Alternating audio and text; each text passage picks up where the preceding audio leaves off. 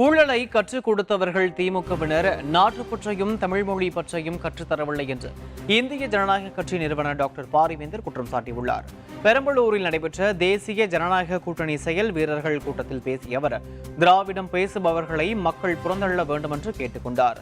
கடந்த தேர்தலில் தன்னை தேர்ந்தெடுத்த வாக்காளர்களுக்கு நன்றி தெரிவித்துக் கொள்வதாக குறிப்பிட்ட அவர், ஓட்டுக்கு பணம் வாங்காமல் மக்கள் நேர்மையான முறையில் வாக்களித்து தனக்கு மீண்டும் வாய்ப்பு வேண்டுகோள் விடுத்தார்.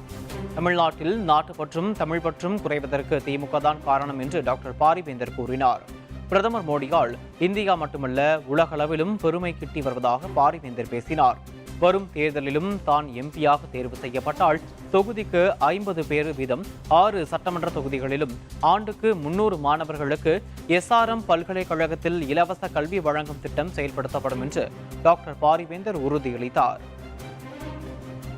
இந்த தமிழ்நாட்டில் தேசப்பற்று கொஞ்சம் கொஞ்சமாக குறைவதற்கு காரணம் இந்த திராவிட சகோதரர்கள் தான்.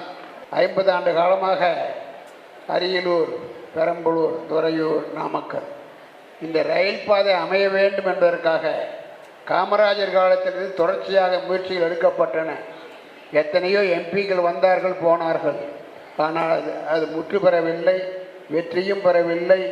அதே நேரத்தில் இது போன்ற ஒரு திட்டம் கிடைப்பில் இருக்கிறது என்று எடுத்துக்கொண்டு நான் பாராளுமன்றம் சென்றபோது இந்த முக்கிய தலையாய பொறுப்பாக எப்படியாவது என்னுடைய பாராளுமன்ற தொகுதியிலே இருக்கிற மக்கள் தங்களுக்கான ரயில் பாதையை பார்க்க வேண்டும், அதுபோல் விவசாய பொருள்கள் ஒரு மாவட்டத்தில் இருந்து இன்னொரு மாவட்டத்திற்கு விற்பதற்கு வழிவகை செய்ய வேண்டும் என்பதையெல்லாம் நான் முடிவு செய்துதான் அதை ஒரு பெரிய வேள்வியாக எடுத்துக்கொண்டிருக்கிறேன்.